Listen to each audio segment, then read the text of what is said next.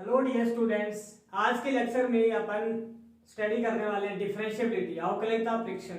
देखिए, ये अपने पास में 12th क्लास का टॉपिक है और 11th क्लास में आपने थोड़ा बहुत डिफरेंशिएशन के बारे में तो पढ़ा होगा, तो वो अपन यहाँ पे काम में लेंगे थोड़ा बहुत। तो देखिए कि जैसा कोई भी फंक्शन होता है, वो अपने को ये चेक करना होता है कि कोई भी फंक्शन पर्टिकुलर पॉइंट के ऊपर डिफरेंशिएबल है या नहीं है। तो देखिए, यहाँ पे डिफरेंशिएबिलिटी का मतलब होता है कि कोई भी फंक्शन एक पर्टिकुलर पॉइंट के ऊपर डिफरेंशिएबल होगा, मतलब उस पॉइंट के ऊपर वो एक रियल वैल्यू देगा। तो देखिए, इसको समझने के लिए मैं आपके पास में कुछ एक क्वेश्चन लिख रहा हूं, तो उससे ज्यादा समझ में आएगा। जैसा कि डिफरेंशिएशन में कॉन्टिन्यूटी में आपने दो टाइप के फंक्शन पढ़े थे ना, जैसे कुछ फंक्शन कॉन्टिन्यूअस होते हैं और कुछ फंक्शन डिसकंटिन्यूअस होते हैं। तो मैंने यहाँ पे दो फंक्शन ले रहा हूं, डिफरेंशिएबिलिटी को समझने के लिए दो फंक्शन ले रहा हूं। एक अपने पास में कॉन्टिन्यूअस फंक्शन है, ठीक है ना, F of X is equal to mod X. सबको पता है कि ये फंक्शन अपने पास में कॉन्टिन्यूअस है। दूसरा है अपने पास में डिसकंटिन्यूअस फंक्शन, ऐसा था फलन F of X is equal to 1/x। अब इसमें देखो, ये जो फंक्शन है, अब सभी बच्चे कहते हैं कि सर जो फंक्शन होता है, सभी टाइप के फंक्शन का डिफरेंशिएशन अपन कर सकते हैं। हाँ, मैं भी ये कहूंगा कि आप डिफरेंशिएशन तो कर सकते हैं, पर एक पर्टिकुलर पॉइंट के ऊपर डिफरेंशिएबल नहीं होते हैं, मतलब एक रियल वैल्यू को नहीं देते हैं। जैसा कि इसका जो डिफरेंशिएशन आप कर सकते हैं, F dash X is equal to mod x upon x when x is not equal 0। ठीक है ना, x is not equal 0।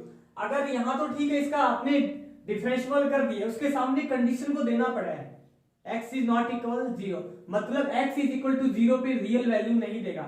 अगर मैंने यहाँ पे f डैश x के अंदर x की वैल्यू को 0 पुट किया है, 0 पुट करने के बाद ये रियल वैल्यू नहीं देगा।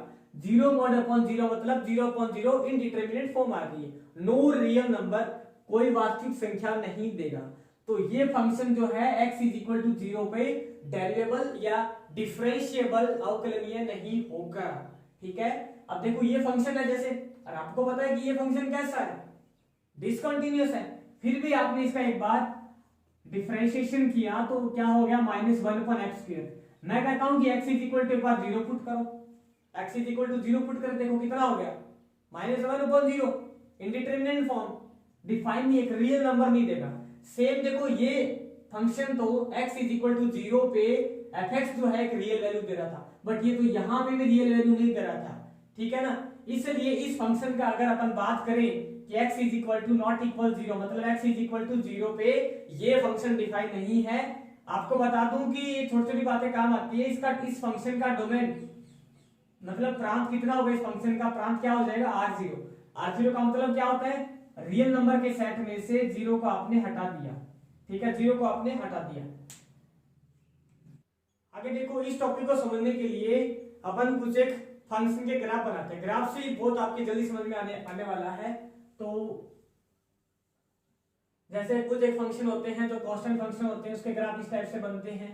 ठीक है, और कुछ एक फंक्शन इस टाइप से होते होंगे, मॉडुलस का ग्राफ सभी ने पढ़ा होगा, इस टाइप के हो गए, और कुछ एक इस टाइप के फंक्शन भी होते हैं। ठीक है ना, मैंने आपको समझाने के लिए 1 2 3 4 टाइप के ले लिए। और सबसे पहले बता दूं कि ये फंक्शन कैसे हैं, एक कॉन्टिन्यूअस फंक्शन की बात कर रहा हूं मैं यहाँ पे। ठीक है ना, कॉन्टिन्यूअस फंक्शन। और जो फंक्शन कॉन्टिन्यूअस नहीं होता तो वो बिल्कुल भी मतलब 1% भी चांस नहीं होता कि वो अवकलनीय हो जाए। ठीक है, अवकलनीयता अपन अगर चेक कर रहे हैं तो इससे पहले जरूरी है कि वो फलन कैसा होना चाहिए, कॉन्टिन्यूअस होना चाहिए। मैं सबसे पहले बात कर रहा हूं continuous function, continuous function y is equal to F of X की बात कर रहा हूं यहाँ पे। ठीक है, और ये अपने पास में गिवन है, तो उसमें देखिए मैंने एक पर्टिकुलर फंक्शन आपके पास में गिवन है, मैंने पर्टिकुलर पॉइंट पे बोला, इस पॉइंट पे चेक करो, इस पॉइंट पे चेक करना है, इस पॉइंट पे चेक करना है, इन दो पॉइंट पे चेक करना है। ठीक है ना, मैंने राउंड ऑफ कर दिया, आपको दिखाई दे रहा होगा। ठीक है, इस पॉइंट के ऊपर अब एक देखो होती है टेंजेंट, क्या होती है, tangent line, tangent line Hindi में इसको क्या बोलते हैं अभी, स्पर्श रेखा। कुछ बच्चे हिंदी मीडियम के भी देख रहे होंगे तो उनको दिक्कत नहीं आए। अब देखो, स्पर्श रेखा। अब इससे पहले मैं इसकी यहाँ पर आपको बात बता रहा हूं कि इस पॉइंट के ऊपर आपने 10th क्लास में भी आता है ना कि सर्कल जो है, एक सर्कल होता है, सर्कल के किसी पॉइंट पे आपको सर्कल के किसी पॉइंट के ऊपर टेंजेंट लाइन ड्रॉ करनी होती है। ये रहा सर्कल, सर्कल के ऊपर कोई पॉइंट है, सर्कमफ्रेंस के ऊपर कोई बिंदु है, तो आप इस पे केवल और केवल एक ही टेंजेंट ड्रॉ कर सकते हैं। ठीक है भाई, अगर सर्कल के बाहर कोई पॉइंट है तो उस पॉइंट से केवल 2 ही टेंजेंट ड्रॉ कर सकते हैं। ठीक है ना। तो बात यह कि अगर सर्कल के ऊपर कोई पॉइंट है तो उसके ऊपर आप केवल एक ही टेंजेंट को ड्रॉ कर सकते हैं, स्पर्श रेखा को खींच सकते हैं। तो मैं आपको बता दूं कि देखो इसका दूसरा मेथड है कि आप इसको ग्राफिकल मेथड से देख रहे हैं समझने के लिए। ये जो पॉइंट है, इस पॉइंट के ऊपर आप केवल और केवल एक ही स्पर्श रेखा खींच सकते हैं, टेंजेंट लाइन देख सकते हैं, एक ही खींच सकते हैं। ठीक है, तो ये फंक्शन अपने पास में कैसा हो जाएगा अभी, डिफरेंशिएबल हो जाएगा। ठीक है ना, ये फंक्शन कैसा हो जाएगा, डिफरेंशिएबल हो जाएगा, अवकलनीय फलन होगा। ठीक है, अब जैसे ये पॉइंट है, अब इसके ऊपर भी केवल और केवल एक ही टेंजेंट अपन ड्रॉ कर सकते हैं।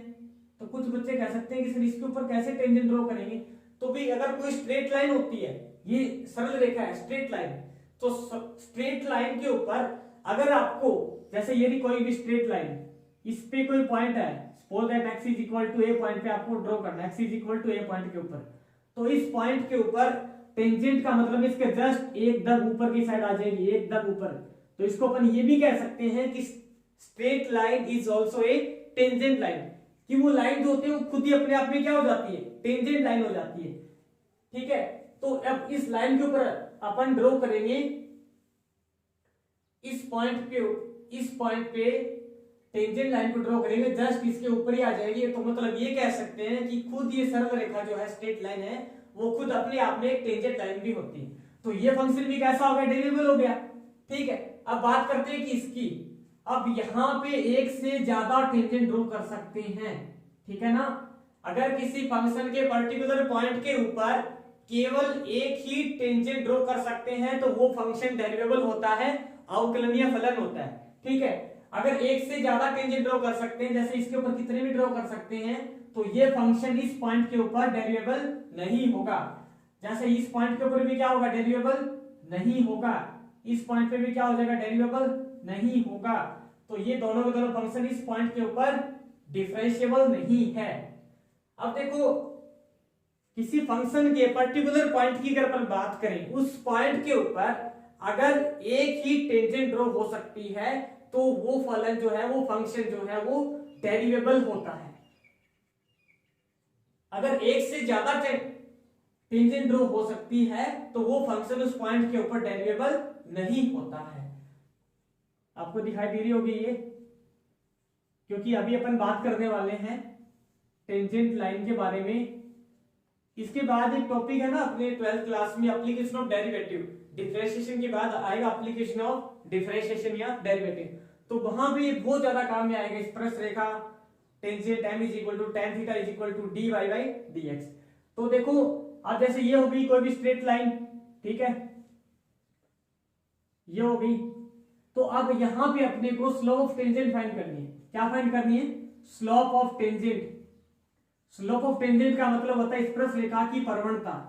क्या बोलते हैं हिंदी में, स्पर्श रेखा की प्रवणता, जिसको लिखा जाता है m is equal to tan theta. क्या लिखा जाता है, m is equal to tan theta.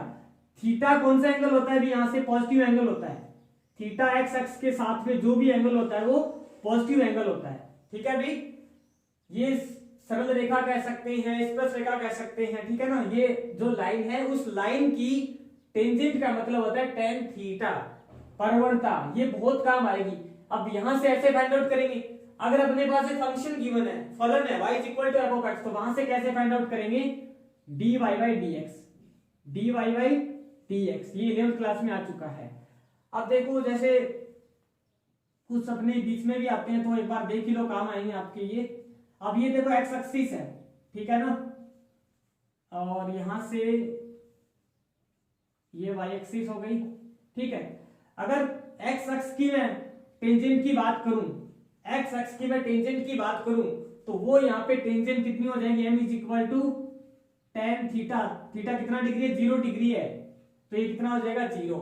तो कोई भी लाइन या कोई भी स्ट्रेट लाइन की बात करें या फिर टेंजेंट लाइन की बात करें, एक्स अक्ष के पैरेलल है, एक्स अक्ष के समांतर है, उसकी टेंजेंट कितनी हो जाएगी, परवलता कितनी हो जाएगी इसकी 0, क्योंकि इसका एंगल कितना है 0। ठीक है, अगर कोई भी लाइन वाई एक्स के पैरेलल है या वाई एक्स की बात करें तो ये थीटा इज इक्वल टू कितना हो जाएगा 90 डिग्री। तो यहां से m इज इक्वल टू क्या हो जाएगा tan 90 डिग्री। tan 90 डिग्री क्या होता है इन्फिनिटिव, ठीक है 1/0। अब देखो ये एक्स एक्स डैश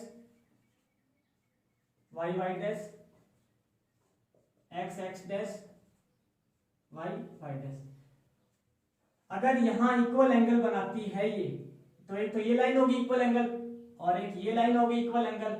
तो सबको पता है इक्वल एंगल बनाएगी, ये एंगल कितना हो जाएगा अभी 45 डिग्री, ये एंगल कितना हो जाएगा 45 डिग्री। आपको हमेशा पॉजिटिव एंगल की ही बात करनी है, पॉजिटिव एंगल कितना हो जाएगा 135 डिग्री। तो ये लाइन है, इसकी m कितनी हो जाएगी परवलता भाई, m is equal to tan theta, theta कितना है 45 degree, tan 45 degree is equal to 1 होता है। ठीक है, अगर ये लाइन यहां से जा रही है तो tan m is equal to tan 135 degree, इसको ब्रेक कर सकते हैं 90 plus 45, tan 90 plus theta is equal to minus cot theta minus cot 45 degree is equal to -1। आपको देखो ये दो बातें ध्यान में रखनी है, ये अपन डिफरेंशिएबिलिटी के अंदर काम में लेंगे, ठीक है ना, ये दो लाइंस। अब देखो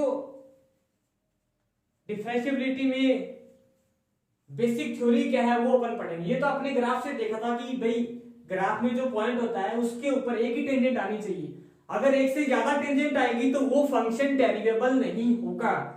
अब आगे इसको अपन थ्योरेटिकल में कैसे प्रूफ करते हैं, एकेडमिक लेवल की बात करें तो वहां पे आपको ऐसे नहीं, ऐसे आप नहीं इसको बता सकते हैं, वहां पे आपको थ्योरेटिकल में लिखना पड़ेगा कि हाँ भाई ये देखो ये फंक्शन डेरिवेबल है या नहीं है। तो देखो स्टूडेंट्स, इस डिफरेंशिएबिलिटी की तो कंसेप्ट को समझने के लिए अपन एक फंक्शन ले लेते हैं, और वो फंक्शन कैसा है, कॉन्टिन्यूअस फंक्शन है। कैसा फंक्शन है वो, कॉन्टिन्यूअस फंक्शन है, y is equal to F of X. और इसमें अपने को पर्टिकुलर पॉइंट भी मिलेगा, किस पॉइंट पे चेक करना है, x इज इक्वल टू मैंने कितना लेट कर लिया है वो पॉइंट a है, x is equal to a। अब देखिए कॉन्टिन्यूअस फंक्शन है तो सिंपल सी बात है कि इसका जो ग्राफ है वो कैसा हो, कंटिन्यूअस होगा। तो अपन इसको देख लेते हैं, बना लेते हैं फंक्शन के ग्राफ को।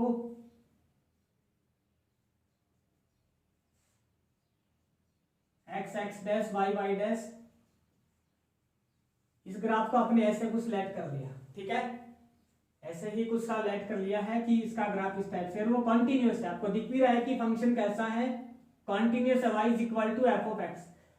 अगर x की वैल्यू a होगी तो y की वैल्यू कितनी हो जाएगी f ऑफ a। तो आपने x is equal to a, कहीं भी एक पर्टिकुलर पॉइंट ले लिया x is equal to a, आप देख सकते हैं ये a हो गया तो ये कितना हो जाएगा यहां से, अगर ये a है तो ये कितना हो जाएगा f ऑफ a। ठीक है, तो इसको लिखेंगे कैसे, अगर ये a है तो ये कितना हो जाएगा f ऑफ a, तो इसको लिखेंगे कैसे, ये पॉइंट a और ये पॉइंट क्या हो जाएगा f ऑफ a। ठीक है, तो अब ये तो ठीक है, अपने को इस पॉइंट के ऊपर ये देखना है कि अपने को टेंजेंट ड्रॉ करनी है, इसकी कंसेप्ट भी वो टेंजेंट से ही आएगी। इस पॉइंट के ऊपर केवल एक ही टेंजेंट ड्रॉ हो सकती है। ठीक है, तो उसके ऊपर राइट साइड पे देखते हैं और एक लेफ्ट साइड पे देखते हैं, दोनों को टेंजेंट ड्रॉ करते हैं और ये देखते हैं कि दोनों में आगे क्या होता है। तो आपने क्या कर दिया, जैसा कि कॉन्टिन्यूटी में था, कॉन्टिन्यूटी में जो पॉइंट था उसके राइट साइड में, थोड़ा सा राइट साइड में चेक किया था और थोड़ा सा लेफ्ट साइड में अप्रोच किया था। तो अभी अपन इसके बिल्कुल राइट साइड में थोड़ा सा ले लेते हैं पॉइंट, वो पॉइंट क्या हो जाएगा a प्लस में h। आपको मैंने दिखाने के लिए इतना दूर लिया है, हालांकि इतना बिल्कुल नियरेस्ट है ये पॉइंट, और h आपको पता है क्या है, एक बहुत ही स्मॉल नंबर है, greater than 0 but very very very very less than 1। ठीक है, और ये कैसी नंबर होती है, भी पॉजिटिव नंबर होता है, ये पॉजिटिव रेशनल नंबर होता है। तो f of a plus h right side पे देखते हैं, तो राइट साइड से क्या हो जाएगा, ये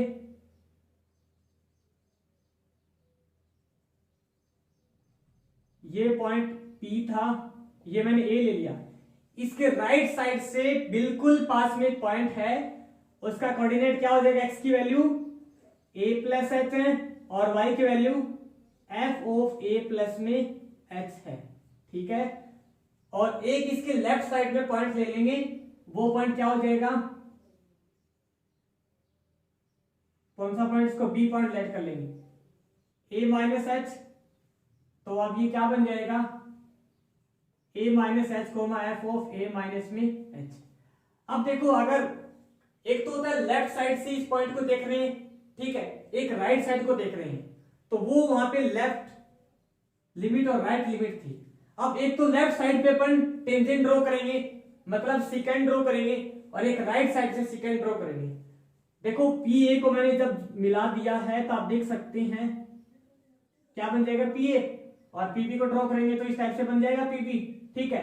तो फाइनली अपने को लास्ट में क्या मिलेगा कि इस पॉइंट्स को अपन इतना पास में है कि इसको कहां लेके जा रहे हैं, ए पॉइंट को अप्रोच करा रहे हैं पी के लिए, तो उसको अपन बोलेंगे राइट साइड से आ रहे हैं तो उसको बोलेंगे राइट डेरिवेटिव।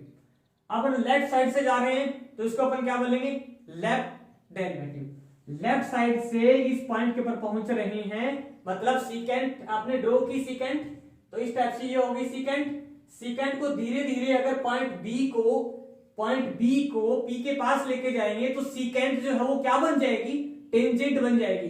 देख सकते हैं ये सीकेंट है, अभी इस पॉइंट को धीरे धीरे पी के पास लेके जाएंगे तो ये क्या बन जाएगी, अपने आप में एक टेंजेंट बन जाएगी। तो इस पीबी सीकेंट को टेंजेंट बनाना है लेफ्ट साइड से, तो उसको क्या बोलेंगे, लेफ्ट डेरिवेटिव, और राइट साइड से पी सीकेंट को टेंजेंट बनाना है पी के ऊपर, तो दोनों एक ही टेंजेंट होगी।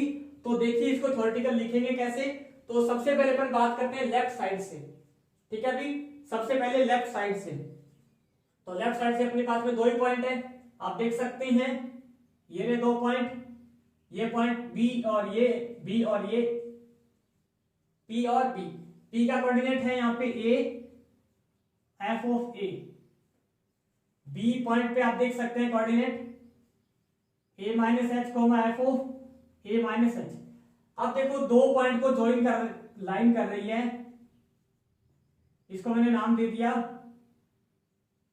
x2 y2 x1 y1।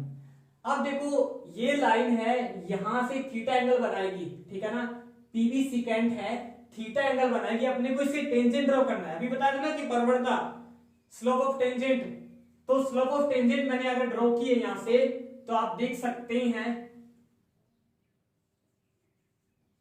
Slope of tangent, ठीक है, m इज इक्वल टू क्या होता है, टेन थीटा। टेन थीटा क्या होता है, y2 minus y1 upon x2 minus x1। दो पॉइंट को ज्वाइन करने वाली लाइन जो होती है उसकी टेंजेंट होती है y2 minus y1 upon x2 minus x1। आप यहां से देख सकते हैं ये कितना आ जाएगा, यहां से y2 f of a minus h minus y1 f of a upon x2 a minus h minus x1 a। तो देख सकते हैं a से कैंसिल हो जाएगा, और इसी को अपन क्या बोल देंगे, इसी को आगे चल के अपन क्या बोल देंगे, लेफ्ट डेरिवेटिव, जिसको हिंदी में बोलते हैं बायां अवकलज। लिखने का तरीका एफ टेस्ट ए माइनस जीरो।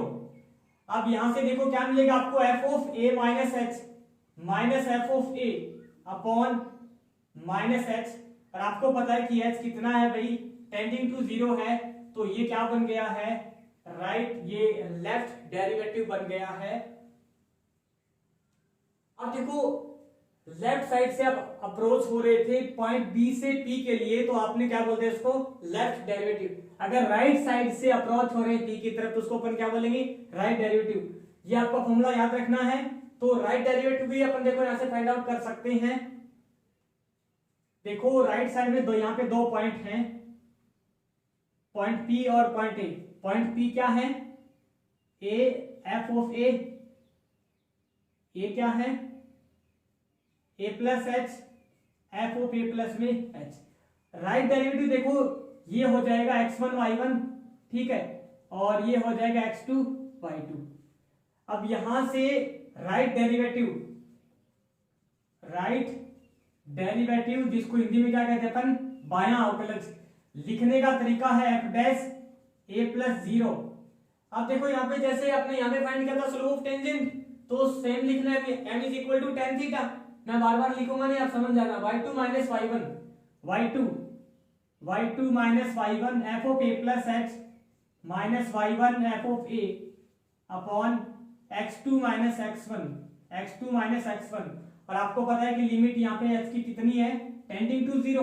तो ये बन गया right derivative f dash a plus zero is equal to limit h tending to zero f of a plus h minus f of a upon h। अगर आपने दोनों साइड सीकेंट को draw करते हुए टेंडिंग कराया है, अप्रोच कराया point A से पी तक, मतलब सीकेंट थी पहले, सीकेंट को धीरे धीरे अपने पॉइंट को पास लेकर के आए point A tending to P, then ये क्या बन जाएगी, सीकेंट एक टेंजेंट बन जाएगी।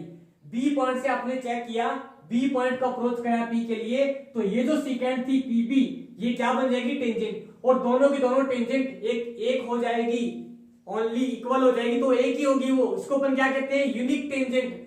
अगर किसी फंक्शन के ग्राफ पे यूनिक टेंजेंट आ रही है तो इसका मतलब वो फंक्शन डेरिवेबल होगा इस पर्टिकुलर पॉइंट के ऊपर। तो ये आपको दोनों फॉर्मूले याद रखने। अगर ये लेफ्ट डेरिवेटिव और राइट डेरिवेटिव दोनों के दोनों इक्वल हैं तो फंक्शन डेरिवेबल है।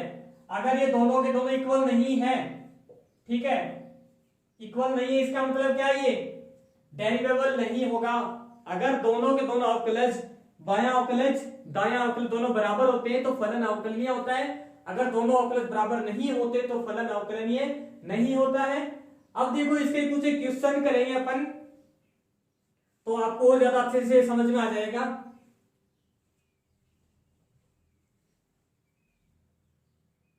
f of x is equal to sine x at x is equal to पाई/2 पे अपने को क्या चेक करनी है, डिफरेंशिएबिलिटी चेक करनी है। ठीक है, सभी को पता है ये जो फंक्शन है इसका जो ग्राफ है, सभी को पता है कि वो 0 से पाई तक ले लिया, आगे ये चलता रहता है, ठीक है ना, पाई से 2 पाई। अब x इज इक्वल टू मैंने ले लिया इसको पाई/2 के ऊपर, ठीक है ना, x इज इक्वल टू पाई/2 पर। सबको पता है कि ये सेम एग्जांपल मैंने कॉन्टिन्यूटी के अंदर भी लिया था, अगर आपको याद है तो सबसे पहले इसको ग्राफिकली मेथड से देखते हैं, ठीक है, कि इस पॉइंट के ऊपर यूनिक टेंजेंट ड्रॉ कर सकते हैं, इस पॉइंट के ऊपर यूनिक टेंजेंट ड्रॉ कर सकते हैं, ठीक है, ये क्या है भी, टेंजेंट ड्रॉ कर सकते हैं। और यहां से टेंजेंट की जो वैल्यू है m की वैल्यू, और आपको पता है कि यहां पे ये जो टेंजेंट लाइन है वो x एक्स के पैरेलल है। अगर कोई भी लाइन x एक्स के पैरेलल है उसकी टेंजेंट स्लोप जो होती है वो 0 होती है। टेंजेंट लाइन है ये, तो इसकी अपने को m फाइंड करनी है। अब यहां से देखो m इज इक्वल टू क्या हो जाएगा, tan थीटा, tan 0 डिग्री कितना होता है 0, m इज इक्वल टू 0। तो मतलब राइट डेरिवेटिव और लेफ्ट डेरिवेटिव 0 ही आएगा, वो अपन यहां से पता लगाएंगे। तो इसका देखो भी सॉल्यूशन। सबसे पहले मैंने आपको बताया था कि चाहे क्वांटिटी पूछे या डिफरेंशिएबिलिटी पूछे, क्वेश्चन के अंदर एक अपने पास है फंक्शन और एक पर्टिकुलर पॉइंट गिवन होता है। आपको सबसे पहले at x is equal to a, continuity है, डिफरेंशिएबिलिटी लिखना है, डिफरेंशिएबिलिटी चेक करनी है। At x is equal to a कितना है देख सकते हैं, पर्टिकुलर पॉइंट कितना है यहाँ पे पाई/2। तो सबसे पहला काम होगा value of the function, value of the function. तो f ऑफ पाई/2 देख सकते हैं साइन 90 डिग्री, साइन 90 क्या होता है 1, ठीक है ना। अब देखो मैं इस क्वेश्चन को समझाने के लिए दो पार्ट से मैं कर लेता हूं। एक तो हो जाएगा लेफ्ट डेरिवेटिव,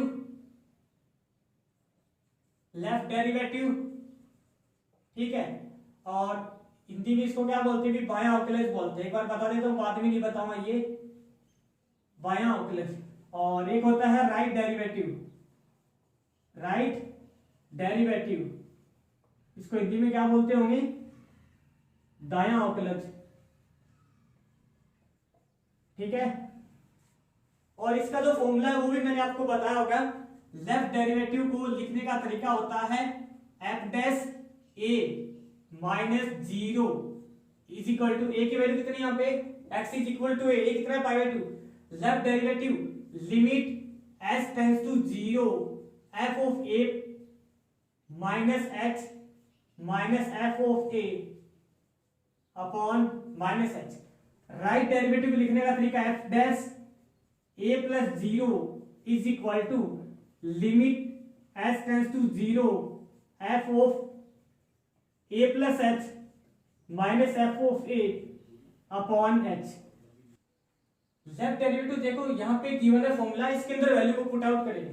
तो सबसे पहले देखो limit h is tending to 0, function की वैल्यू को रिप्लेस किया जाएगा पाई बाय 2 माइनस h। तो यहां से देखो क्या बन जाएगा साइन 90 माइनस h, फंक्शन की वैल्यू 1 डायरेक्ट पुट कर दी मैंने upon minus h। Same condition यहां पे है, limit h is tending to 0, ये क्या हो जाएगा sine 90 plus h minus 1 upon में h। देखो यहां इसको सोल्व किया तो अपने पास में क्या मिल जाएगा, ये sine 90 minus theta is equal to cos theta cos h minus 1 upon minus h। अब देखो लिमिट पुट की मैंने, लिमिट यहाँ पे पुट की, कोस 0 कितना हो गया 1 माइनस 1 अपॉन में माइनस 0 कितना बन गया यहाँ से भी 0 अपॉन 0, क्या बन जाएगा ये 0 अपॉन 0 फॉर्म बन जाएगी, 0 अपॉन 0 फॉर्म बन जाएगी। ठीक है, 0 अपॉन 0 फॉर्म बन गई तो डीएल रूल लगा सकते हैं, डीएल रूल, या इसको लगभग बुक्स में एल हॉस्पिटल नाम मिलता है, ठीक है ना, एल हॉस्पिटल रूल, हालांकि डीएल हॉस्पिटल रूल होता है। तो डीएल हॉस्पिटल रूल के वीडियो में मैंने आपको बताया था कि केवल दो ही फॉर्म में लगा सकते हैं, 0 अपॉन 0, इन्फिनिटी अपॉन इन्फिनिटी। तो ये fx होता है और ये gx होता है, अलग अलग इनका डेरिवेटिव अलग अलग। तो देखो limit s tending to 0, cos x का डेरिवेटिव हो गया माइनस साइन h, और इसका हो जाएगा 0, इसका माइनस 1, लिमिट पुट करेंगे लास्ट में तो कितना हो जाएगा साइन 0, क्या हो जाएगा भी यहाँ से साइन 0 इज इक्वल टू 0, मतलब लेफ्ट डेरिवेटिव कितना आ जाएगा यहाँ से 0 आ जाएगा। ठीक है, सेम राइट डेरिवेटिव की अगर बात की जाए तो ये देखो limit h is tending to 0, sine 90 plus theta is equal to cos theta minus 1 upon में h। अब यहां भी डीएल रूल को लगाना पड़ेगा, देख सकते हैं 0 अपॉन 0 फॉर्म बन रही है ना, यहाँ से 0 अपॉन में 0 फॉर्म, एल हॉस्पिटल रूल अपने लगा दिया जाएगा, कोस h का derivative minus sine h minus 0 upon में 1। अब देखो वैल्यू पुट करेंगे तो अपने को फाइनली क्या मिल जाएगा, यहां से फाइनली क्या मिल जाएगा, limit h is tending to 0, sine h minus sine h। तो लिमिट पुट कर देंगे तो साइन 0 कितना होता है 0। तो देख सकते हैं राइट डेरिवेटिव भी यहां से कितना आ गया अपने पास में 0 आ गया है। दो इक्वेशन बन जाएगी, equation first and equation second. लिखने का तरीका देखो, f of a f dash a minus 0 is equal to f dash a plus में 0।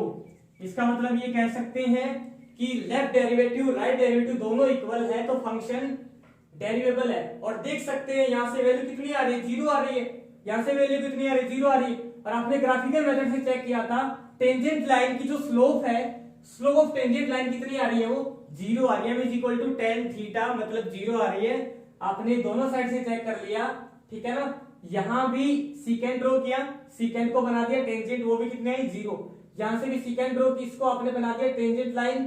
तो इसका मतलब ये है कि ये एक यूनिक टेंजेंट ड्रॉ कर सकते हैं, जिस फंक्शन के पर्टिकुलर पॉइंट के ऊपर एक यूनिक टेंजेंट को ड्रॉ कर सकते हैं तो वो फंक्शन उस पॉइंट पे डेरिवेबल होता है। आप इस फंक्शन का डिफरेंशिएशन कीजिए, sin x का डेरिवेटिव कीजिए,